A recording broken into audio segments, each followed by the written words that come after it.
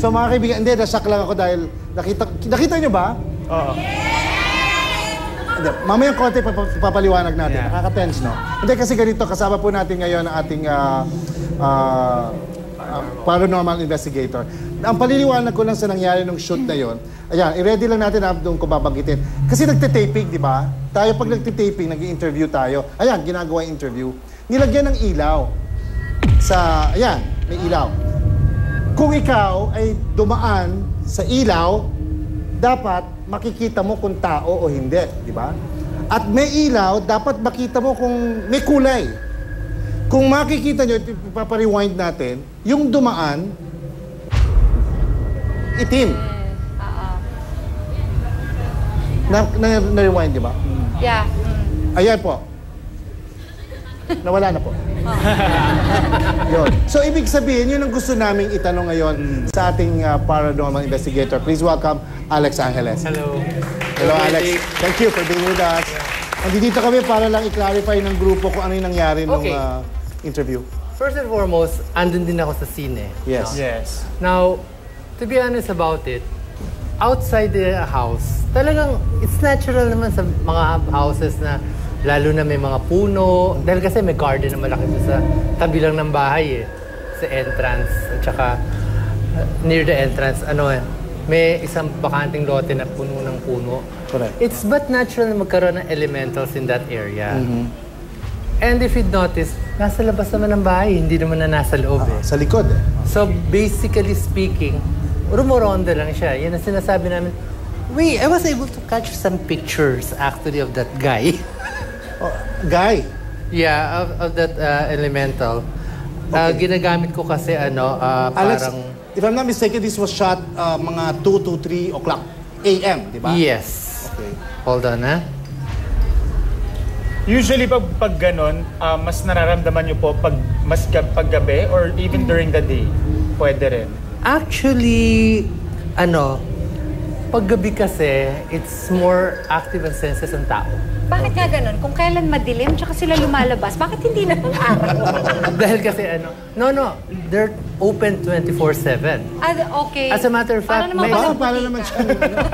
I'll give you an Convenience example. store. Pumunta ka sa mall. Okay. Nagsha-shopping sila? May mga nag-window shopping. May mga nag-window shopping. Yeah, Mahirap naman bumili. because yung what you call this, makikita mo there are people who pass by.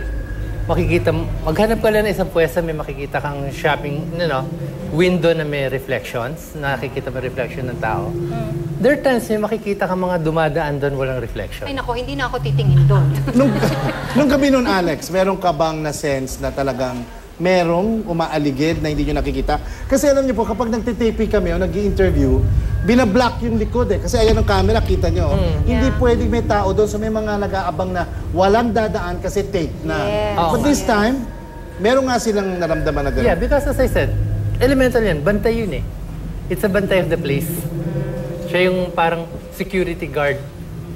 So yung black na yan, yung black figure, it's just a shadow of probably something that's securing the area from other elementals. Other elementals.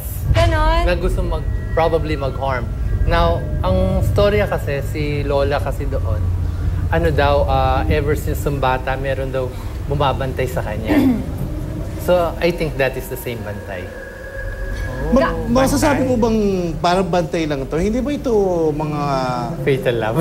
Hindi ba work of the devils to? Parang... Well, look.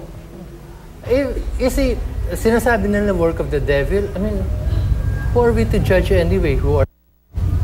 Una-una, if they're there to protect a family, is it good or bad? If they're there to protect some people in that area, like one time, meron daw mga nagpuntang questers doon. Probably may masamang intention or, just to finish the whole thing without giving due service. Yes. Gusto ko na diretso yun. How would you know? How do you know if it's good or bad? By the fruits. Does it have any result? Like on this end, may result tayo. May nakita tayo. I was just thinking if they're good, how come they're still here? Well, una-una, they're elementals. They're not souls, they're not spirits. Oh, so yun, ibang Ibang level, category yan. Ibang category yung sinasabi mo. Okay. Ibang kategorya yan. Now, ang difference lang natin dyan, pag spirits yan, ibang story yan. Okay. Iba ang souls dyan. Jen, paano nakatulala? Hindi ko alam. Nakakagulat, no? Pero First sabi niyo po, meron kayong litrato. Pwede po ba nating makita ng malapitan? O Hold on, I'm trying to focus that one out. Yan, Anong itsura? Baka camera shy. Is it normal? I mean, normal sa'yo, Alex, na nararamdaman mo kung merong maaligid-aligid o... Oh, it's normal. Because unang-una, first and foremost, do you have faith? Yes, of Okay. course. Dapat alam mo If yan. you have faith, then even your faith dictates that it's normal. So why consider it abnormal? Kaya lang minsan nun, pag may nararamdaman ka, ang hirap i-entertain. Oh, yes. Kasi oo. tinatakot mo na yung sarili mo. Kasi I'm sure, karamihan sa atin nakakaramdam. Ayan na po, ayan na. Pero dapat kasi So, dapat talaga, huwag mo na i-entertain. maging ano, paano, ganyan ba to? Yeah, basically, that's just the picture of the guy. Parang abstract eh. Oh yeah, it's more pixelated lang. Dahil kasi, I had to use my dark vision. Which one is the for it. elemental? Yung darkened o yung The lightened white? one. Ah, okay. Mali ang tingin ko, tama. Can I see it? Sure. Ayan. So, So, I use my is this a dark human figure or... They usually partakes on a form of a human figure para hindi tayo matakot. Para hindi masyadong halata. Hindi halata. Kaya nga kadalasan sinasabi ko, pag-ibagalan ka sa kausap mo, baka kung sino yung kausap mo. Hindi ba? Ganon, you'll never know. Ayan, never know. inikot-ikot na natin yung inikot-ikot na tayo cellphone yung at meron pang part 2 yan ha, kasi mahaba yung ipapakita natin.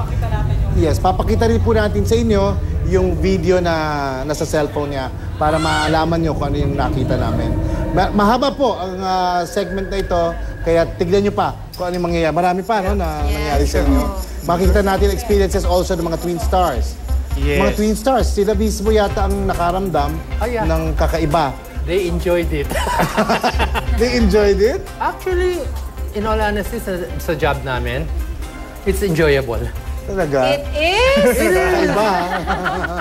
Actually, ang saya. Di ba dapat dinadrive away yan? Kina-cast out yan? Pag ika-cast out mo, if they're already doing harm. But if they're not doing harm, why would you cast them out? pero ano po yung mga pakay nila? Bakit sila nagsistay Well, sa first, isang bahay?